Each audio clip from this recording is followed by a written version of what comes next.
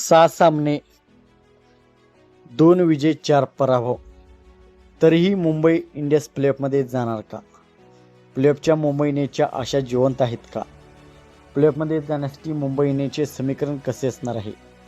मुंबईचे टॉप चारचे संपूर्ण समीकरण आपण या व्हिडिओमध्ये जाणून घेणार आहोत. तर मित्रांनो, मी आहे सोमनाथ सरगर. आपण पाहतात क्रिकेट मराठी.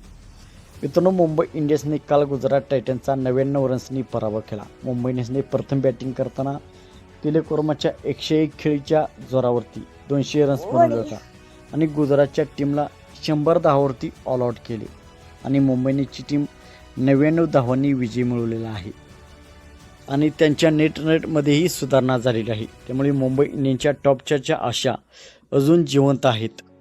तर IPL 2026मध्ये मुंबई इंडियन्सची स्थिती सध्या थोडी कठीण आहे. 7 सामने, त्यामध्ये 2 विजय आणि 4 पराभव, म्हणजे फक्त मुंबई इंडियन्सचे 4 पॉईंट आहेत. तर MI प्लेऑफमध्ये जाऊ शकते का? उत्तर आहे हो, पण खूप कठीण आहे. जर मुंबईने पुढचे 8 पैकी 6 सामने जिंकले तर मुंबई इंडियन्सचे टोटल 16 पॉईंट होतात आणि 16 पॉईंटमध्ये ऑलमोस्ट प्लेऑफमध्ये जातात. हा सेफेस्ट मार्ग आहे. सिनेरिओ दुसरा, जर 8 पैकी 5 सामने जिंकले तर टोटल 14 पॉईंट होतात. चान्सेस स्ट्रॉंग आहे, पण येथे नेट रेट खूप महत्त्वाचा आहे.